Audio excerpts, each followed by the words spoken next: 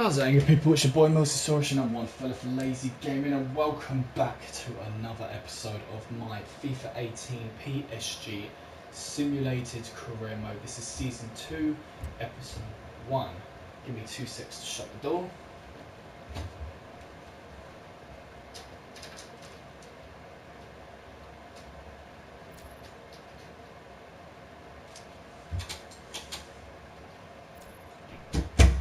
And we are back. Do apologise for that, guys. Really excited to be here. And I'm going to be trying something different today, guys. This is a pre-recording, and I know what you're thinking. Hang on a minute, didn't Millsy say that he was going to do every transfer window live stream? Here's the thing, I've decided not to because I've been evaluating and analysing my YouTube videos, and a lot of them, if not most of them, are really boring, and I can imagine myself as someone who loves YouTube and has done for several years now, hates boring videos, and unfortunately most of the content on my YouTube channel is boring, and I do give it all the big one by saying I'm not a professional YouTuber. I'm simply doing this for my own personal enjoyment. With that being said, and being 100% true, at the same time, I do like the idea of people around the world watching my content and appreciating it, as well as giving constructive criticism. So what I'm going to do is to try and shorten the length of these live streams, and not do them at all basically, and just do everything pre-recorded. That way I can analyse the video and edit the information per video as to what has happened, given its title and description perhaps. There might be a lot of differences throughout Season 2 compared to Season 1. I want to see how it goes, and see how I feel at the end of the season, whether I liked it the way I did it, or whether I'll go back to the old-fashioned Season 1 style of gameplay. So I think halfway through this season, maybe after Season 2, I will take a break from the PSG Simulated Career Mode. It is my ultimate career mode, and I do see this career mode going all the way to the Season 10, I think, will be my target. If I could reach Season 10, I will be very happy before FIFA 19 comes. And I know that's well early, talking about FIFA 19, when this has barely been out. But above all else, guys, let's get cracking with the video.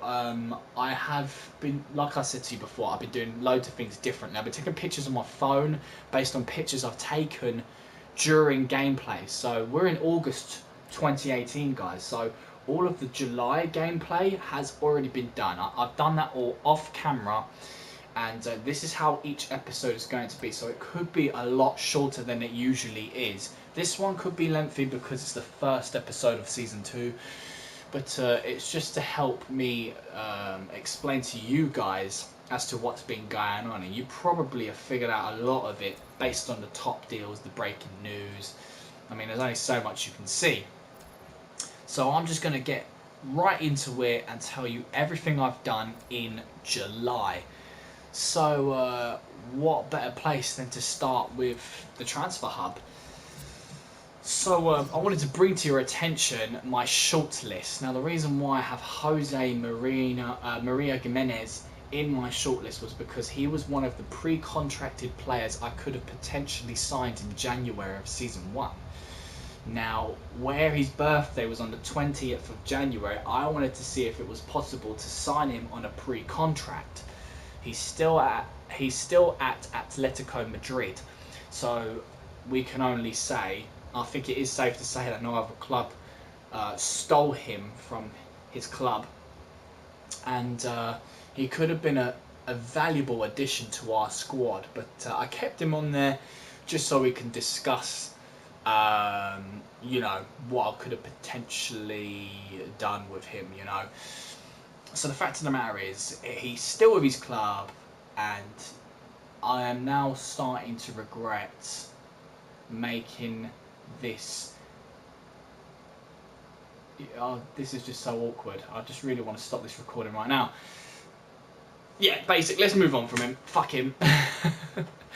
Ross Barkley was another potential pre-contracted player that I wanted to bring over to PSG, simply because he had 4 different positions he could play. He's 24 years old, but we didn't have enough money. The same with Gimenez. That was the point I wanted to make across. I didn't have enough money in January to bring over Gimenez, Ross Barkley, and third and finally, Per Mertesacker. Now, Ross Barkley, I won't attempt to sign this summer, and I won't attempt to sign Mertesacker either, even though he could join all of his brethren from Arsenal: Petr Cech, Aaron Ramsey, Jack Wilshere, Alexis Sanchez, Mesut Ozil. I've got almost the entire squad of Arsenal with PSG right now, and it feels damn fucking great. So let's take these 2 off. I have no interest in them whatsoever. Paul Pogba was a huge name I had suggested in season 1 in my evaluation episodes, and I did promise to sign him, and I thought it was going to be paramount to sign him to a PSG squad, given that he's a French player. But I need to remember that this isn't my PSG Ultimate Career Mode. This isn't my future project, the Patriotic Career Mode, where I sign only French players. That's going to be my first challenge using either PSG. I'm probably going to use PSG simply because of their funding, to make it a lot easier, so I could show you guys what it could be like to try and sign the national team as a club. But we'll get more into that later on. I want to keep tabs on Paul Pogba though, because he is a remarkable player, and if I don't sign him this summer, then it may as well be quite possibly season 3, depending on how Verratti does. But what I came to realise was he doesn't play cam. I mean, in previous FIFAs, I'm sure he used to be a central attacking midfielder as well as a centre midfielder, but now he's just a centre midfielder or a CDM. Correct me if I'm wrong in the comment section. Now, this player, Anyan Zhang, was my first youth academy player who I signed to the senior squad. Now, I don't know if you guys remember this, but I started switching out because back in season 1, probably about halfway through the season, because I just lost him, and I don't know how. I lost him and he was nowhere to be found, and I came to realise that he was actually a free agent, so I may have accidentally released him. I don't know how. I just found him in the free agency, so I wanted to put him on my shortlist because he's got a very high potential. And I want him to be a part of my Asian elites, my Asian youth elites, who I have loaned out, but I will get into that in a little while. But yes, Shane is on my shortlist. Now, the rest of these players I'm going to mention are former PSG players, all in the free agency, and I thought you guys would be interested to see.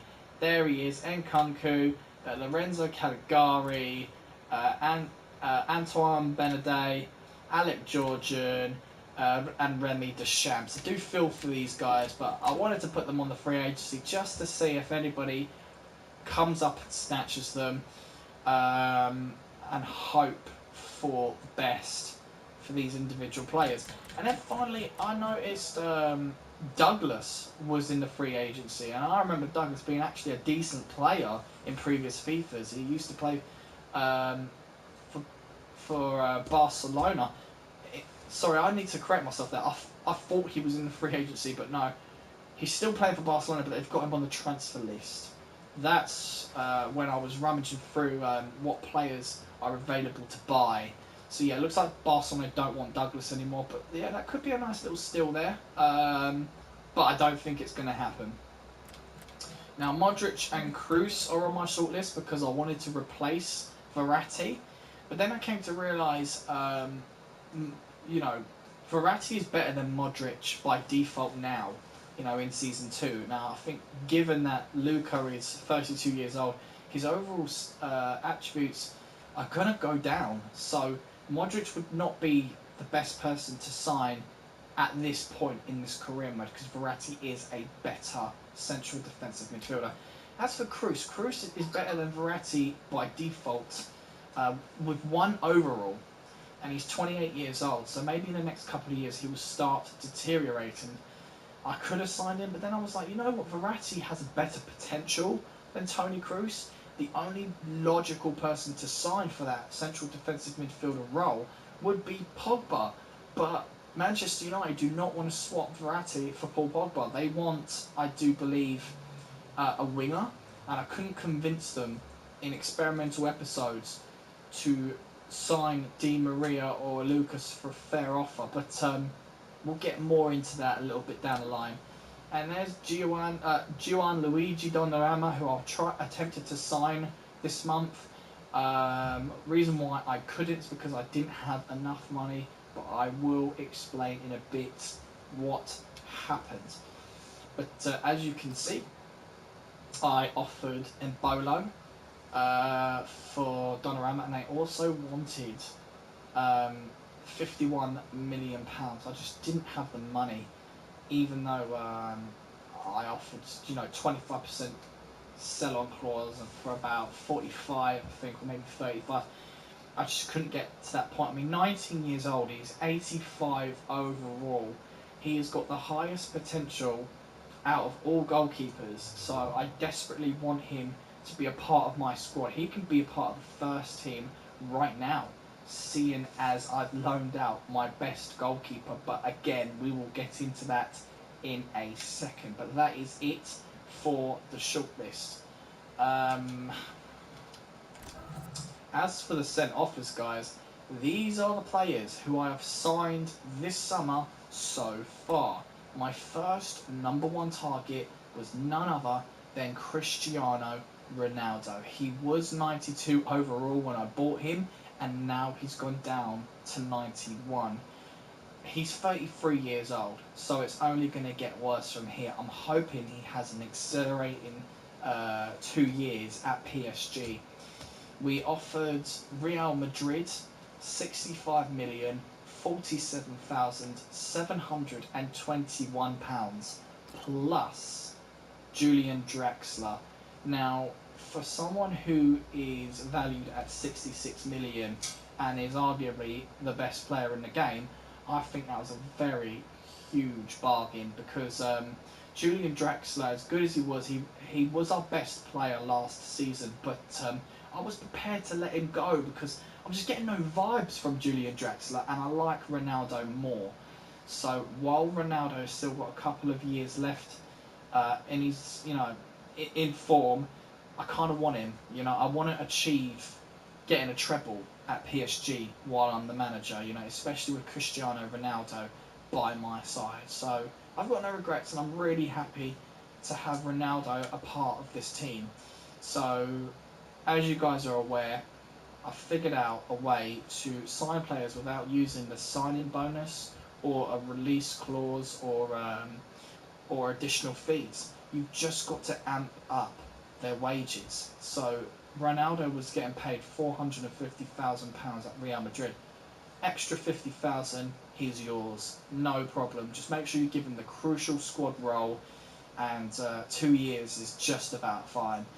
I haven't attempted to ask him for 5 years, but to be honest, at 33, I don't think he would want a 5-year contract. My second signing was, in fact, Kylian Mbappe. I did say in Season 1 he is a superstar and has the potential to be the greatest striker in the game. I had to sign him.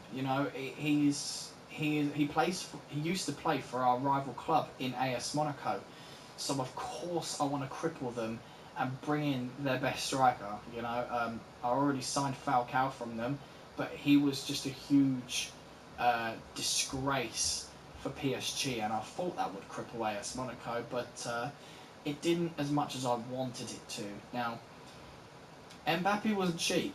I had to give away my real life favourite player in Zlatan Ibrahimovic. He was the most expensive striker I had, and the fact that he's going to now play for AS Monaco kills me. But this is a game at the end of the day.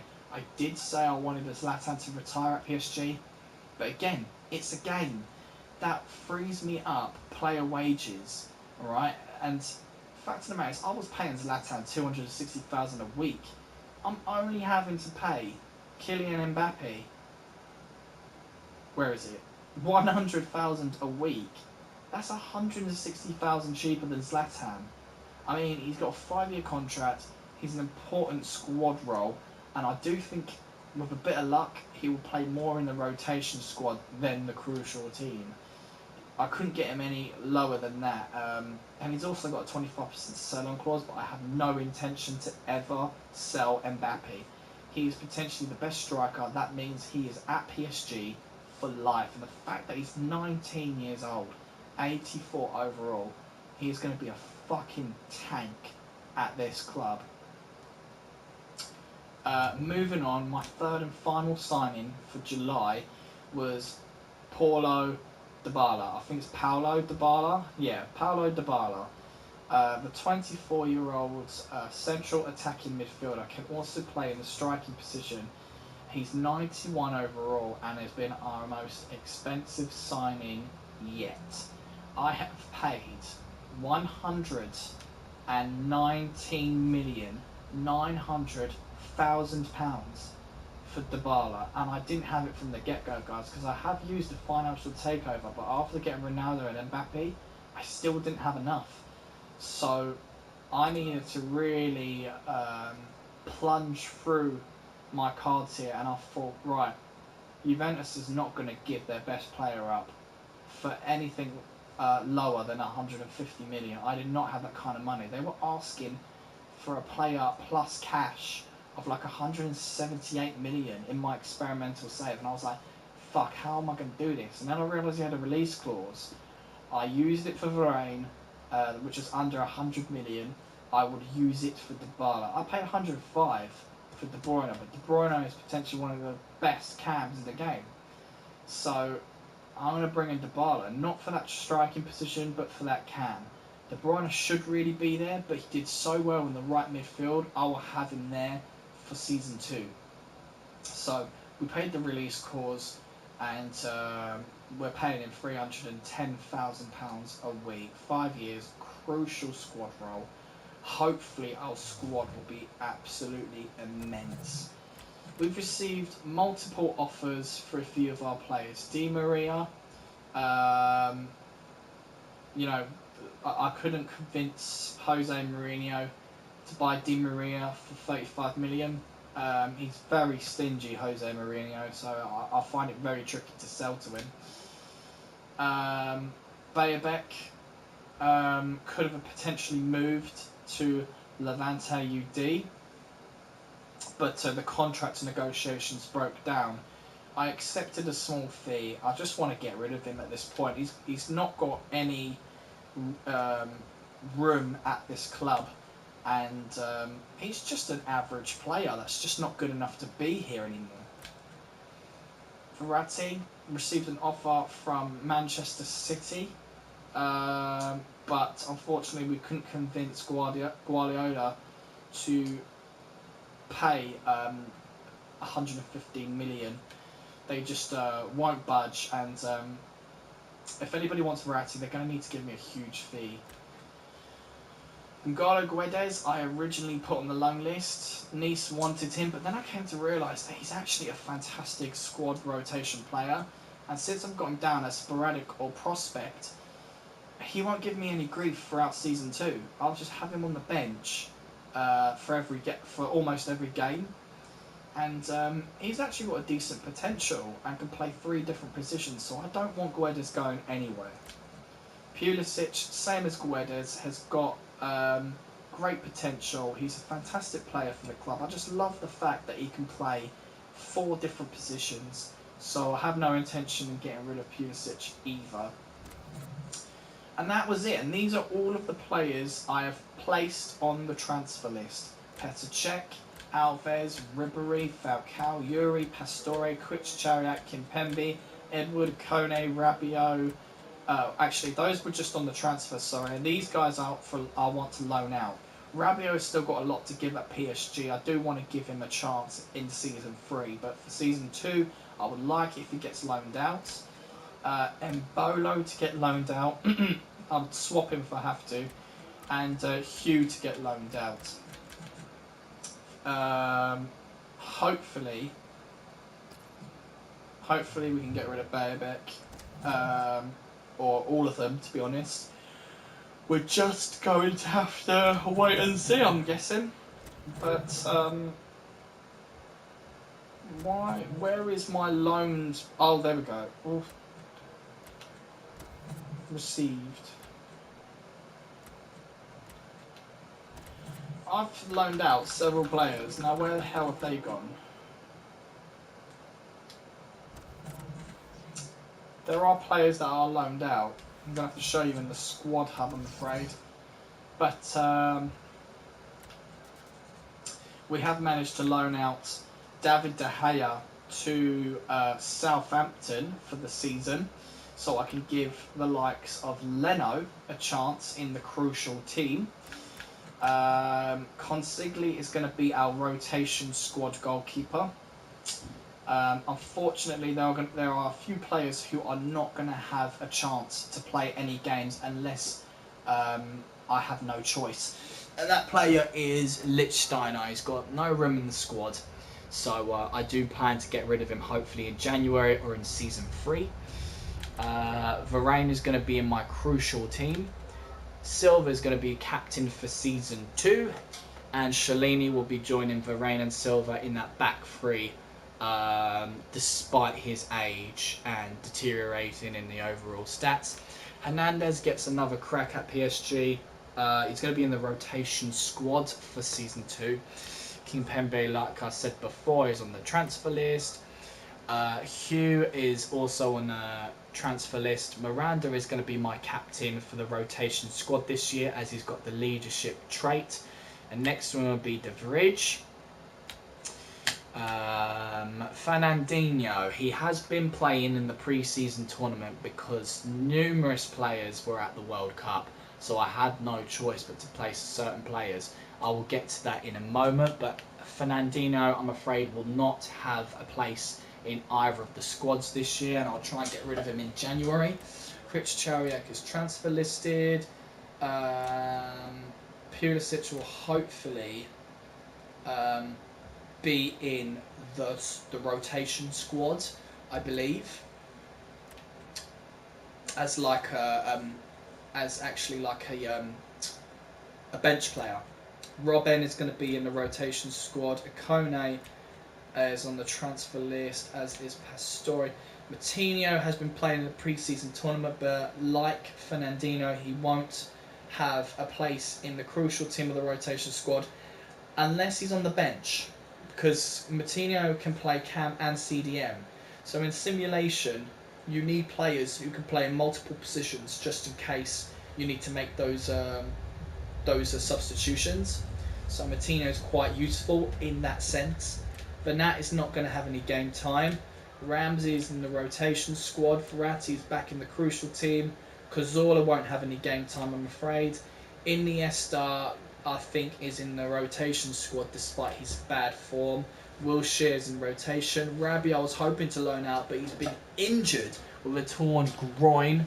Won't be 100% for 6 weeks. Barco has been approached by Dijon, but denied the negotiations. But he has gone out on loan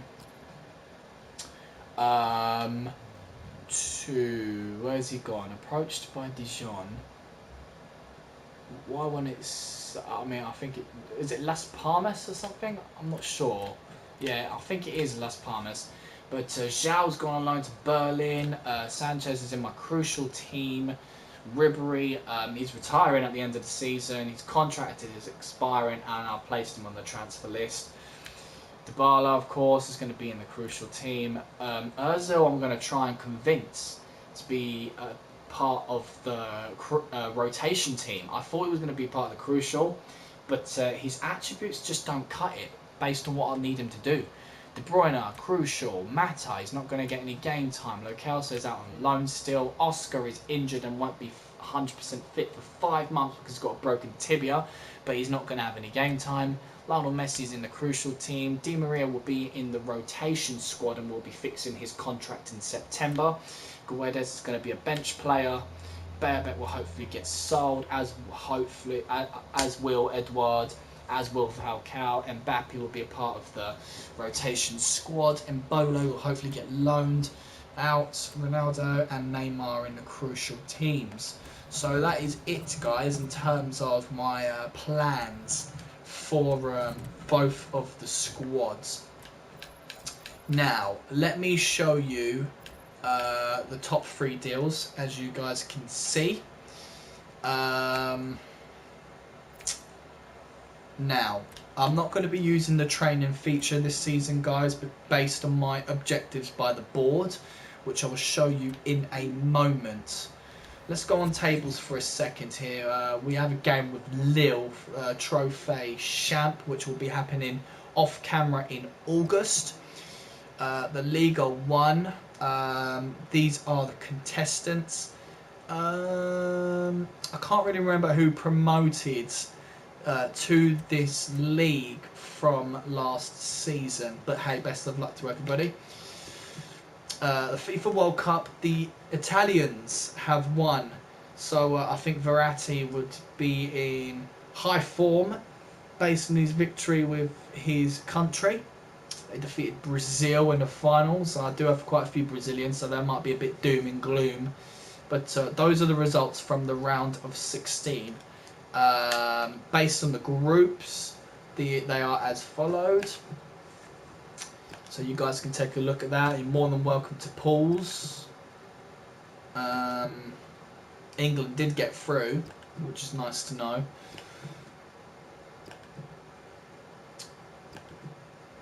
So yeah, that is it for the groups. When did England get eliminated? Oh yes, they got eliminated by Portugal, unfortunately. But hey, there's always next time. Euro League. Shall we look at the contestants for the Euro League this year? Why not? Let's have a look. Let's have a look. Oh no, they're still in the qualifying stages, so let's move on. I think the same is going to be for the Champions Cup, if I'm honest. But yeah, we'll get to that a bit later. The Copa Europe, Juventus and Barcelona will compete. And yes, of course, guys, we were involved in the Asian Elite Cup in Japan this year. And we won it, you know, which is fantastic news. You can see the top 4 teams. And I'm going to show you the tables. We were very lucky. We did defeat Arsenal and Urawa Reds, but Barcelona did defeat us.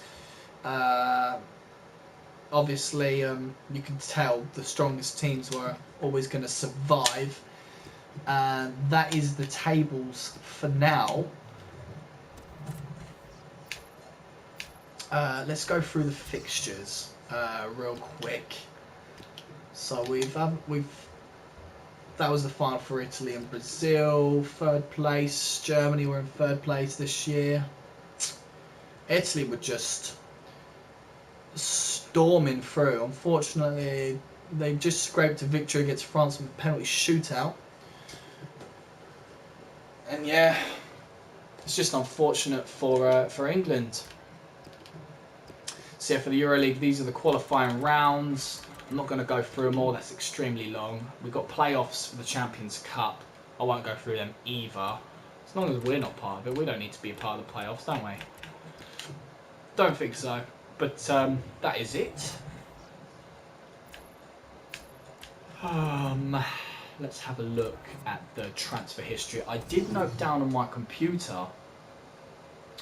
We could have found out the loan. Yes, so you know, you can find out the loan deals you've done through the transfer history. So Barco did go to Las Palmas, like I said, and you know of the. Oh yeah, Hesse got sold to Everton for 15 million. I completely forgot about that. I do apologise. Yes, we've managed to sell Hesse.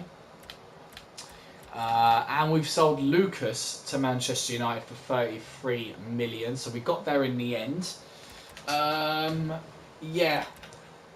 So that's it for our clubs at the moment. Now I'm going to try and go through this transfer history as quick as I can and just kind of point out the ones that I was intrigued with. But I've got a few more names on the computer just in case I missed some out. So looking through this, I've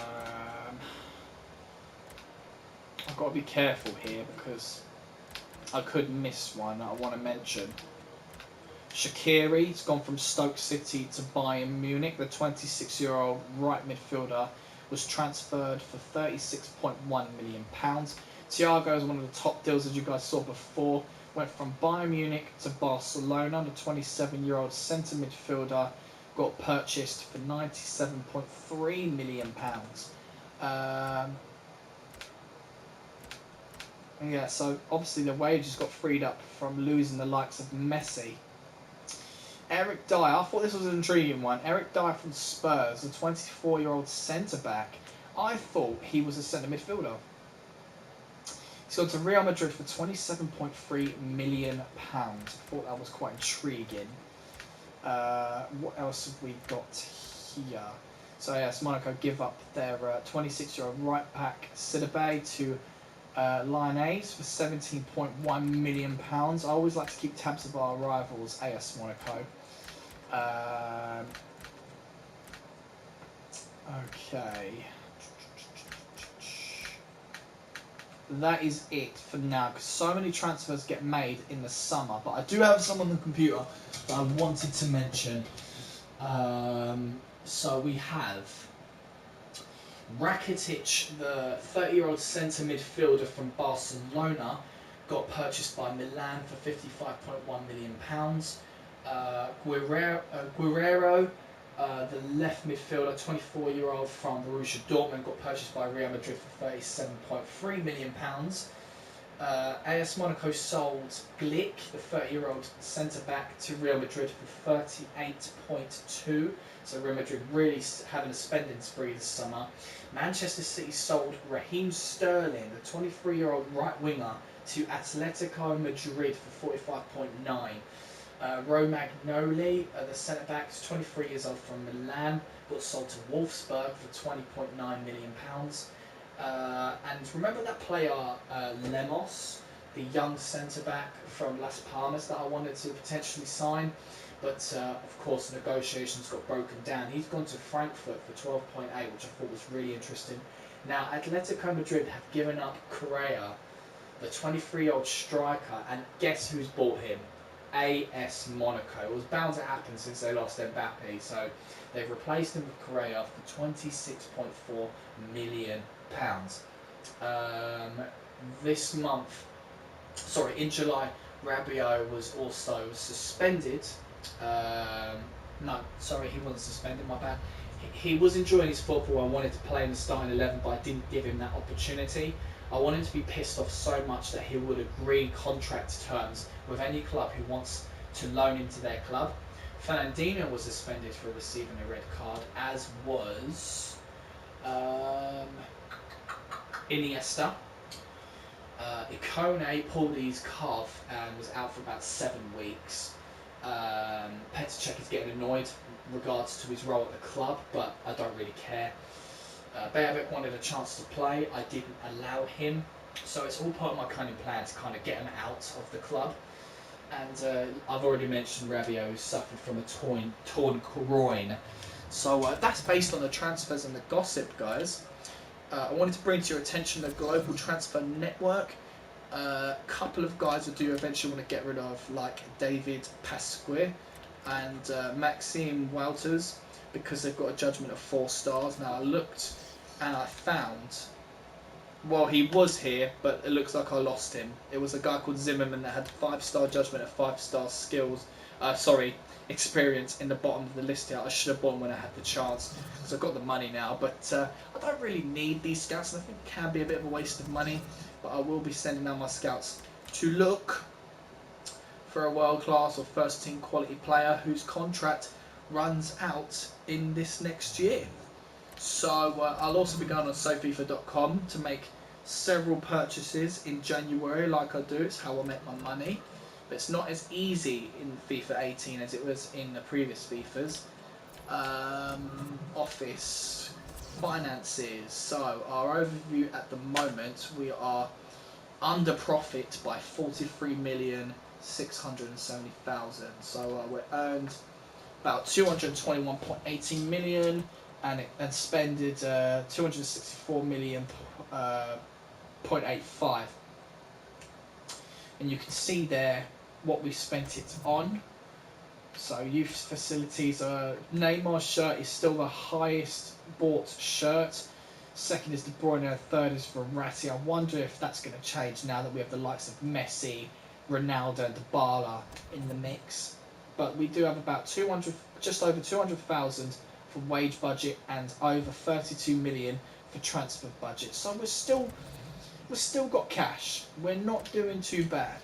Board expectations of this season. So they want me to sign one player from the youth academy, assigned to the defender position, and also sign at least 2 players younger than 20 years old with potential greater than the average overall rating of players currently in the same position. So it was almost like the same objectives as last season. Now, as it's low priority, I'm not going to focus on the youth development.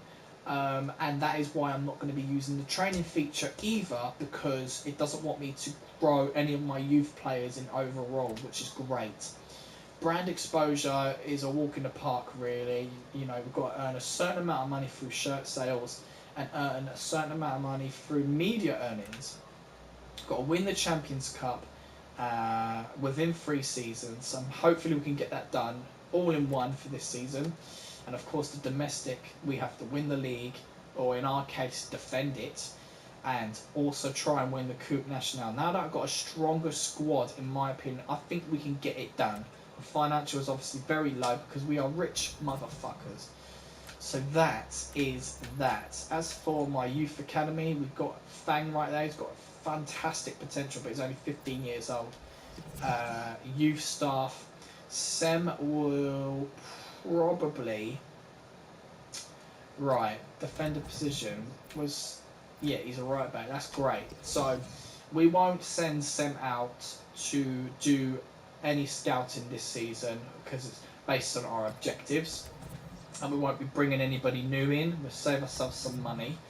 So I've got to think like a businessman, and that is basically it, guys. Let me show you, in fact, the results. That's what I wanted to show you, the results of throughout July.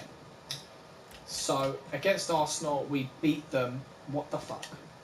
Against Arsenal, we beat them 3-0, and what I've gone ahead and done is taken pictures on my phone of the squads that Arsenal are now using after stealing the majority of their players. So we did smash them 3-0.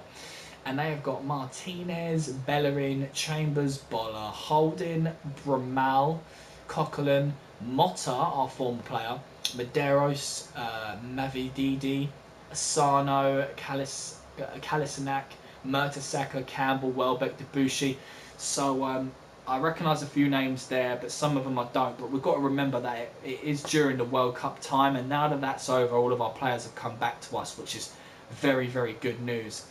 De Bruyne, Neymar and Ikone played in that game and scored a goal each, so I was quite pleased with them. And that's when Fernandinho was sent off through double yellow, and Barco and Yuri got to play after being substituted on for Iniesta and Guedes. So I'll show you the pre-season squad after I've told you the results of every game. Barcelona was our second game. We did lose 1-0, which was very unfortunate, but they didn't absolutely destroy us. They're playing with a team called, as followed. Ortola, I think that's Clunter, Shaw, who they purchased throughout the season 1, Mascherano, Digne, Insua Blanco, Polino, Sampa, Alcácer, Lingard, Brahimi, Stegen, Vidal, Rakitic, Munier and Douglas. So Alcácer scored the goal. And Barco got another opportunity to play. He got sent on for Iniesta. And in our third game against Uruguay, I can't pronounce it, we smashed them 4-0, which is a fantastic game. Neymar got his first hat-trick of Season 2. I have high hopes for Neymar this season. Hopefully he doesn't get injured again, but De Bruyne got a goal of his own. Martino came on, Barco came on again, and Yuri came on again. So again, Martino is very good in that sense of being able to play the cam and the CDM position. Bless me. You don't really need to know who was in the team of Urawa. They're kind of irrelevant, no disrespect. Manchester City we drew 1-1 with, but it led to penalty shootouts, which we just scraped the win. They were playing with Bravo, Maffio, Company, Mangala, Stones, Angelino, Nainggolan, Delph, Dinea, Fapala, Coyote, Muric, Adarabioyo, Hamsik, Moreno, and Faces. So, a couple of names I recognise, a couple of them I don't. It looks like Manchester City are crumbling a little bit since we bought from them De Bruyne and they lost Sterling, and got a couple of names here and there, but we just managed to get the victory there. Our goal scorer of that game was Fernandinho, actually. Coney, that's when he sustained his injury and had to come off for Yuri. So I just got to send a text message for a sec, guys. Give me 2 seconds. Okay. There we go. Come on, send. Excellent. Right. Yeah, and going back to our final game of the pre-season tournament, guys, we faced Barcelona for the second time, and what a fantastic victory it was. We defeated them 4-1, and it was with Joan Mata scoring 2 goals in that game, and De Bruyne and Neymar get a goal of their own. This is when Iniesta gets the double yellow. Hernandez and Cazorla came off for the likes of Martino and Yuri. Now let me show you the pre-season tournament squad that I used.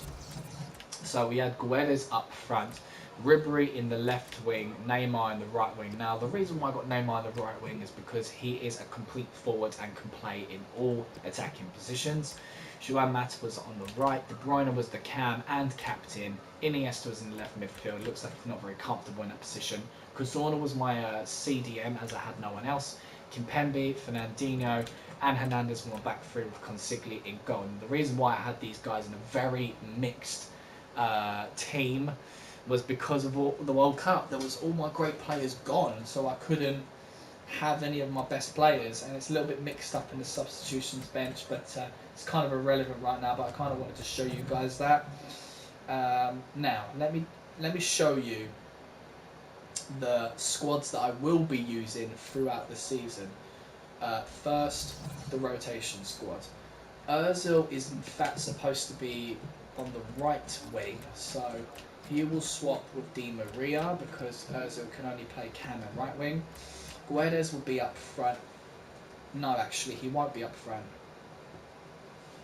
No, he's not supposed to be there. It's supposed to be Mbappe. Mbappe will be my striker up front in the rotation squad. And Di Maria will be on the left because he's a left-footed player and can play both wings. Wilshere is going to be my cam. Iniesta is going to be my left midfielder. He can play there, as you can tell. But he's a right-footed player and his weak foot is 4-star, so he should be okay there. Robben will be on the right midfield. Ramsey will be in the CDM role. Miranda's my captain, will be in the middle of the back three. Hernandez on his left, De Vrij on his right, and Consigli in goal. Now this is going to be the squad I will use for the Coupe de la Ligue because it is irrelevant and not really part of our objectives. But on the bench, there are several positions available which I will sort out, so I'm not going to talk through them yet. I'm just going to show you the crucial team, and I'll sort out the two teams off camera in terms of their substitutions. So this is my crucial team. Ronaldo is going to be my striker. I'm hoping that he scores several goals this season. I want him to be absolutely fantastic. Messi's going to be on his right. Neymar is going to be on his left. and Dybala is going to be in that cam position. What a four. What a fantastic four. De Bruyne did well last season at right midfield, so I'm going to put him there again. I would have liked him to be at the cam, but it was just a bit of a struggle because I couldn't really find myself a world-class right midfielder who I just, clicked and thought would be fantastic there. Could put Sanchez there and bring myself in a new left midfielder. It was just a bit too complicated.